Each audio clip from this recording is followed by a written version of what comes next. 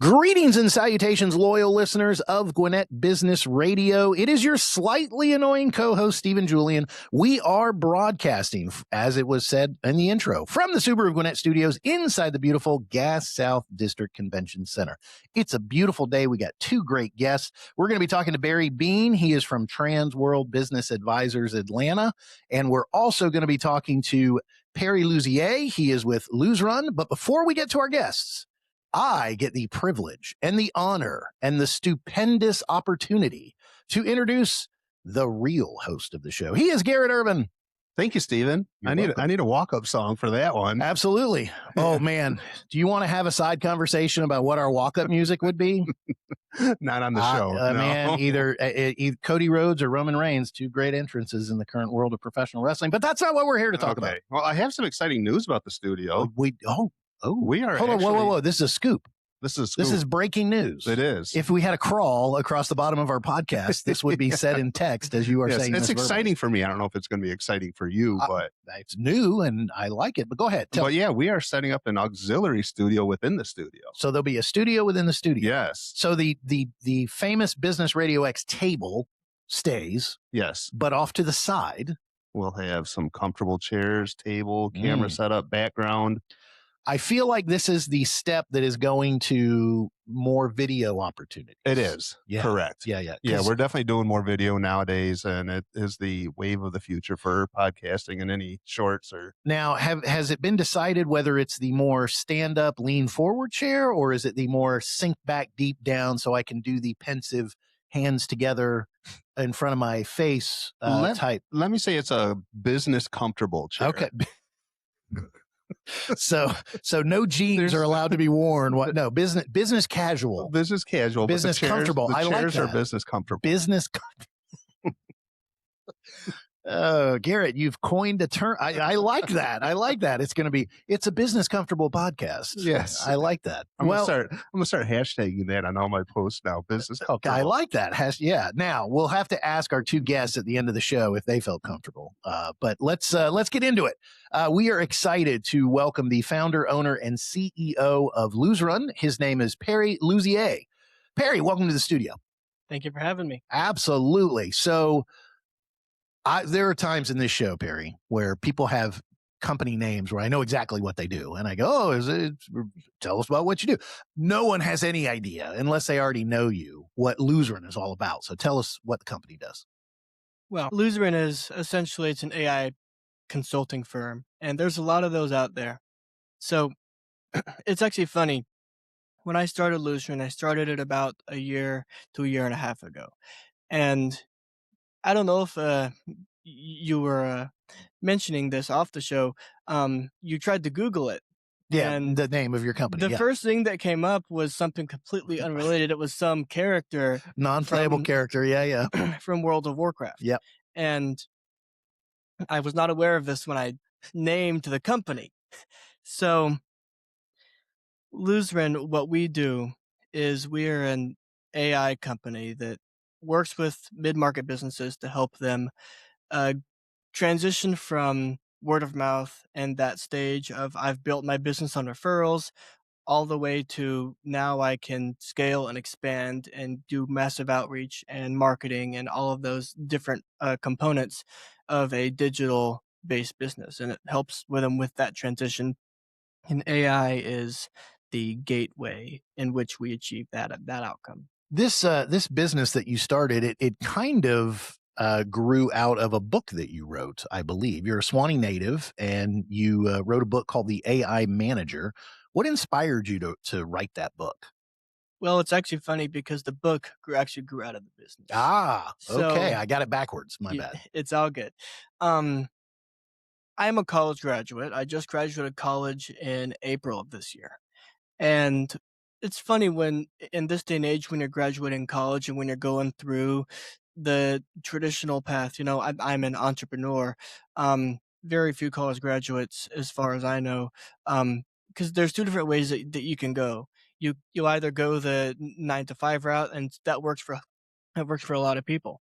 And then a smaller portion of college graduates, they go the entrepreneurship route. And that was my focus. I was an integrated studies major. So I I am a well-rounded individual that has a wide variety of skills, and that was my main focus. Hmm. So the idea behind the book, the AI Manager, was I saw firsthand throughout college kind of how the job market was changing, and a lot of my peers were worrying about AI taking their job away. And for the record, I don't think that that's a realistic outcome of what's going to happen in the next 5 years.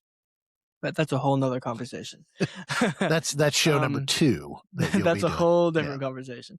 But the book, what it does is it combines my firsthand experience with my expertise in the AI field on how exactly to navigate the workforce, both from the perspective of a job seeking employee and how they can best make sure that they are valuable in the marketplace and how that's likely going to turn out. And then from the perspective of the business owner and how the marketplace is probably going to turn out and how they can structure their business in a way that allows for them and their employees to be successful without having to do any replacing. You know what I mean? You know what I mean? Yeah. So are you doing kind of supportive marketing on a digital scale for businesses that you work with, or how are you bridging that gap? Because you had mentioned you come in when businesses are kind of getting away from the word of mouth.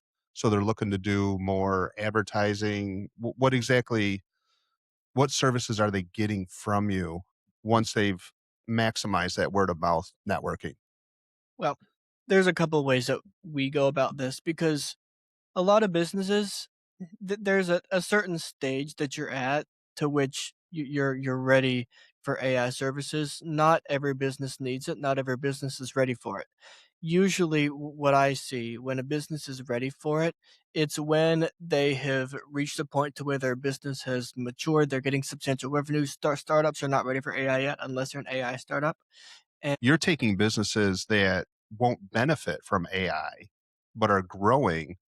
And once they get to a certain revenue level or a certain production level, that's when you would come in and say, okay, Mhm. you've got so much volume going on here that AI can really assist you at this point where it couldn't before. So it sounds like that's kind of what you're helping. You're helping bridge that gap Yeah. from going from non-AI to increase productivity and sales and revenue and growth.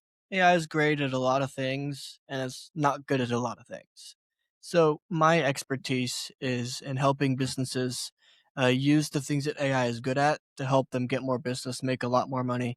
Because you'll see so many different perspectives on it. Some people say AI sucks, AI doesn't do anything, AI doesn't work, and that's normally because they're not using it well. And those that use it well often see massive returns on investment when it comes to using AI in their business. It allows them to uh, expand a lot further and a Mm. lot faster without needing the resource that we used to need to make that happen, if that makes sense. Yeah, absolutely. We're speaking with Perry Luzier. He is the founder and CEO of Luzran. And Perry, I like that last answer, and I just kind of want to dig a little deeper in that. Let's have a conversation here about it. So there are mid-sized business owners listening. There are people that have built their business to a point of sustainability. They're doing okay, but they're ready to take those next steps. They're trying to scale a little bit more, trying to look for a little more growth rather than just growing from word of mouth and the work they've done to this point. Um, there have got to be kind of a top 2 or 3 or 7 or 15. I don't know, but there's got to be a couple of main AI tools that you in helping these business owners and working with these business owners. There's got to be like a couple of main points of attack that you're like, hey, almost always it's this section or one of these 3 sections. I can absolutely help them to start create some AI tools that'll help their business. What are those main areas that businesses who don't use AI yet, maybe they're a little scared or maybe they've had a bad experience and they dabbled in it, but it didn't quite work. What are some of those main areas that they should be looking at to add AI? First and foremost, I would stay away from ChatGPT. The thing with ChatGPT and also with Google Gemini is hallucination rates are really high. And that's just down to the way that the architecture of AI works. Because it's free. Yeah, You it's get what you free. pay for. And Yeah. if you're a business owner and you want your stuff kept secret, don't use free AI models to make that happen, Yeah. especially if you're in the tech world, Yeah. because they actually, I don't have a way to prove this. Of course, I'm not supposed to be able to prove it, but allegedly, all of these big companies, they have this algorithm that's in the back end of this AI model of GPT, Gemini, Claude, all of them, and it literally scans user conversations for good ideas, and it will actually build AI models around these good ideas to get all the revenue Right. from this. So I have personally really enjoyed and found a lot of benefit from Claude, and that's Anthropic's AI model. Now, I have also highly personalized my Claude, and I pay for it. I've personalized it, and I've given it this really technical system prompt to where it actually does what I need it to do out of the box. None of these AI models really do what you want them to do. You have to train them and tell them kind of what to expect from you and kind of how to talk to you and kind of how to listen to you and what things work for them. And then like I use it as a sounding board. I'll talk to it about a strategy and things, and I've configured it to act as a strategist. So it Mm. will respond in the way that a strategist would, and it knows its role, so it'll pull from data related to strategy, and that helps a lot. And that's kind of what the expertise of AI kind of comes into. Okay, so finding the right platform to start using with your business. Decide. So one of the main ways a mid-sized business owner could look to use AI is as in this kind of creating its own strategist, creating some ability to help with that. What are some of the tasks, or what are some of the ways that a mid-sized business owner can utilize AI for? And I guess that's not a fair question because every business is different, but can it greatly assist with whether it's marketing campaigns or whether it's follow up with clients or prospects? What are some of the main tools you've been able to help business owners get? And actually, as a side question, so this is not fair. I'm asking you two questions at one time, Perry. So let's start with this simpler question. Exactly how do you help a business owner? If they reach out to you, and we're going to give them that information at the end, but if they reach out to you, are you helping them create the AI tools, or are you helping them learn so that they can learn to create the AI tools themselves? So I build the tools for them. Okay. And I mean, it's a done for you service. So I will build them what they need to succeed, and then I'll teach them how to use it. Okay, that's great. Okay, so that's a fantastic answer, because as you were talking about, I did this with Claude and did this with Claude. I know there are people who would love to get in there and get in the weeds and figure that out. And then other business owners are like, no, I'm too busy running my business. I need you to Right, help me right. create the tools. So you're Which helping. happens so often. Of course too. it does, Like, because you're an entrepreneur. yeah. You know you got 987 things to do, and now if one of your unworthy competitors comes along and goes, oh yeah, I'll teach you how to create your. I don't have time to build a tool. So And here's the worst part: people don't know how to trust either, or they don't know who to trust. yes, Because especially in this industry, it's turned into the same thing that drop shipping was a couple years ago, or real estate was 20 years ago. It's become a big thing where a bunch of people are trying to get into this get rich quick scheme kind of thing. yes. And it's very, very difficult to identify the people that actually know what Yeah. they're talking about and can actually help people. So then let me ask it this way. So thank you. You answered that question. You will help build the tools and then help them learn how to use those tools. Let me, instead of asking you, what types of tools, can you give a story of a business owner you've been able to help, a mid-sized business you've been able to help in a tool, without giving away proprietary Of secrets, course. Yeah. but what kind of tool have you been able to build for people and seen some results from it? Well, the best example of this is I'm actually going to give two examples. The first one is I work with a life coach that works with people with special needs. And this life coach was based up in New Jersey. Um, when I started working with her, she's been in the business for quite some time, and she's actually the not really the founder, but she's the pioneer of the entire industry of life coaching for adults with special needs. So she started her business around 2008, 2009-ish, and then it really gained traction in 2013. And what happened, she didn't really know how to stay in the technological times and keep up to date with her competitors who were coming in later. So she needed me to come in, and the first thing I did was I enhanced her branding and her website. She didn't even have a true logo that was really working for her. So I kind of fixed all of that stuff. I generated a branding system for her. I generated a new website for her, and I used AI to And I didn't just, put in a prompt and say build a website. I used my expertise on how things work in order to work with the AI to make it produce the right output. And that's what a lot of people get wrong, especially when it get into vibe coding and everything like that. There's so many things that AI doesn't do unless you ask it. It takes the expertise of the human to guide it. Which is also going back to my book, kind of what I talk about. It's going to take guiding the AI in order to produce outputs. But going back to your question about the stories, um, that system, that website system, it then turned into advertising and ad management. And she has since seen a 3x on her ROI. Wow. That's a lot. That's good. Yeah, That's is good. I need that ROI as well. Things that I invest with. Before you get to that point where you're helping someone and you go in, you sign a contract with them or some kind of agreement, are you actually going in and auditing or doing some kind of internal audit of their system to get a full understanding of exactly what's going on and which AI tools can help them best? And in addition to that, we'll go back to a two-part question it kind of guides you on how to train that AI agent for the client. So are those processes that you have built into your service then? Yep. So every business is different, and the processes in which they operate are different. Everybody has a different CRM, a different payment processor, a different thing. And all these CRMs, there's one for every business now. So everybody has something different. And there's this big issue with data silos where you have some in the CRM, some in Stripe, some in QuickBooks, some in whatever, some in this and that and that and that. And it becomes this whole issue where you don't know where to find what information.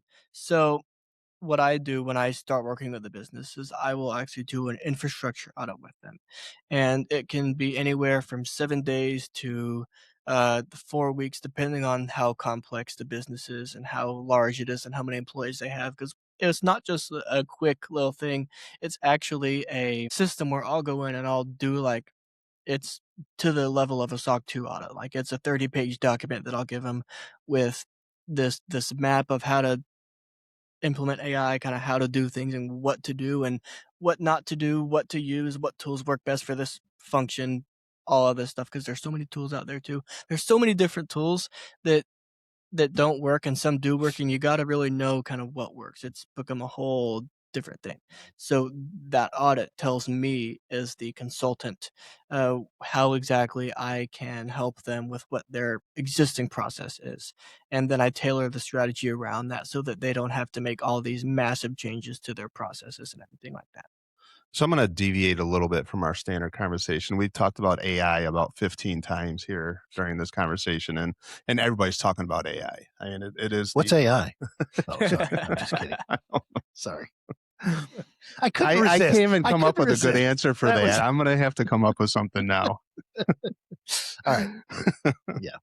Okay, we'll continue. I thought it was A1, the steak sauce, but that's that's my problem. I would All enjoy that more than AI. Yeah. All right. But we've seen AI like futuristic videos, things that, this has started probably 15, 20, 25 years ago, where the technology visions of directors probably far outweighed some of the actual capabilities we have. But one of those movies was the Terminator, which was based on AI. And everybody knows that Arnold Schwarzenegger said he'd come back, and he did come back. And it was a fascinating movie to watch about how AI could potentially affect us in the future. But you have a contrarian view on how that could actually work. Explain that to us a little bit. So this is something that it really takes a lot of observation and research and a lot of looking into how AI works on a system level. First and foremost, Terminator, the whole premise of the movie is that AI develops independence of people, where it doesn't need people at all for anything, really. And another thing is the Matrix. You'll see AI enslaves people. AI uses people to power themselves or whatever, and it's a big topic. Um, but on a system level, AI is nothing more than a algorithm. It works no differently than social media does, and because it'll take your data, how you click on things and whatnot, and it'll recommend the best content to you based on your interests. So search engines do the same thing, and AI works the same way.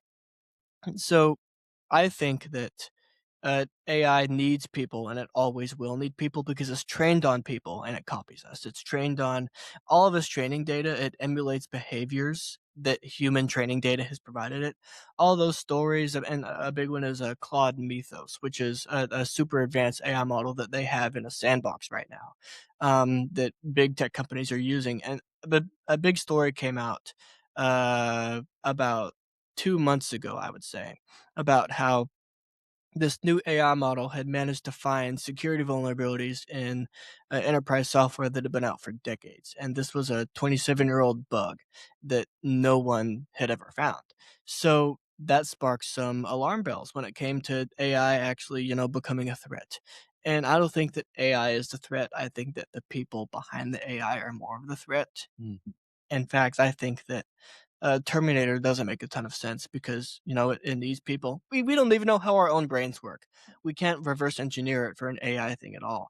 I think that the movie Wall-E, is a lot more realistic in terms of AI because we're already starting to use AI in our everyday tasks. We're already starting to ask it questions. Like men these days will ask it how to text a girl back, for goodness sake. Like it's we're becoming dependent on it to ask it for help because we think it's so intelligent.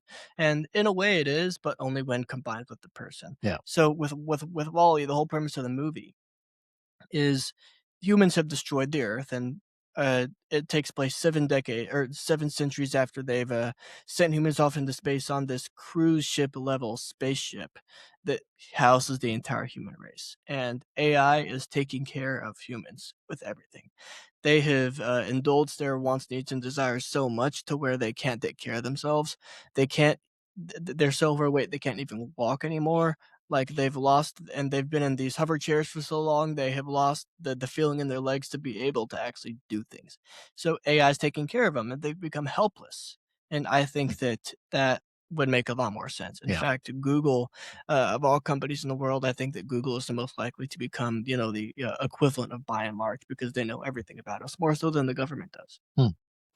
So we've settled the age old question, which is more realistic of our fatal future, if there is a fatal future. Is it Terminator or is it Wall-E? It's Wall-E. I'd also throw in Idiocracy as a good potential example of what life could, if we just believe what we see on the internet. Oh yeah. And what ChatGPT to whatever AI platform tells us. AI produces so much of an ability to provide misinformation, and it's very deceptive if the person behind it is using it to deceive. And you see likes and content, and people will post doomsday scenarios. Right. And it just, well, and it's because there's so much misinformation out there for it to draw from, right? Yeah. So and it gives, hey, here's something I found. It's like, well, that doesn't make it right. it's So a compounding effect. yeah, absolutely. All right. So before we get too far into the philosophical side, that's the philosophical Business Radio X show that you got to be on next. But I do think at the end of this conversation, Perry, there are some mid-sized business owners who have been listening who go, yeah, I need some help, and I'm ready to. That 3X sounds really good, and you're not guaranteeing it in 30 days or anything like that, but you're guaranteeing to help them continue to grow the X in their business here on Business Radio X. See that? Right. Yeah. Good we play have on the X. words. Thank you. So how do people get in touch with you? How do people get in touch with Luzran? How can people work with you to make their business scale up in the right way, use AI in the best way, which is helping them help people? Great, thank you. So the way that this would normally happen, first of all, if you want my book, you can find it on Amazon. If you just go into the search bar and click the AI manager, type it into the search bar, it'll be the first thing that pops up. Perfect. And for working with me specifically, you can either find me on my personal website at perryluzier.com, or you can find me on my business website at luzran.com. And you would either email me at perry@luzran.com or contact me via phone call. My phone number's on there. And then I would contact you to schedule a discovery call where we can talk more about how I can help your business. Perfect. And Luzran is spelled Luzran. So Luzran.com. And you can go to Perry Luzier. Luzier is Luzier. So let's get the spellings right so they don't go somewhere else. So Perry Luzier of Luzran, thank you so much for being here. Thank you, today. Perry. You're welcome. Thank you for having me. All right, Garrett, we learned about AI. We learned about selling our businesses. We talked about the Terminator. Apparently, life throws us lemons and wrenches, and there's a lot of blood, sweat, and tears that go into building a business. There certainly is. And I wonder how AI is using people to help sell their businesses now. They're not. No. Yeah. But using AI to clean. Hey, Claude, clean up my books. If you work with Perry to get the right AI agents and right AI programs to help expand your business and grow the ROI, then you can meet Barry. So the Perry and Barry show. Perry helps you grow the business. Barry helps you sell the business. There you go. Perfect arrangement. So that's why we put them together. Actually, it was an accident, but it was a happy accident. Sounds good. Well, thanks, Perry. Appreciate you joining us. Just a quick reminder that Gwinnett Business Radio is presented by Subaru of Gwinnett. You'll love the difference. Gwinnett Business Radio is available on Apple Podcasts, Spotify, iHeartRadio, or wherever you enjoy your favorite podcasts.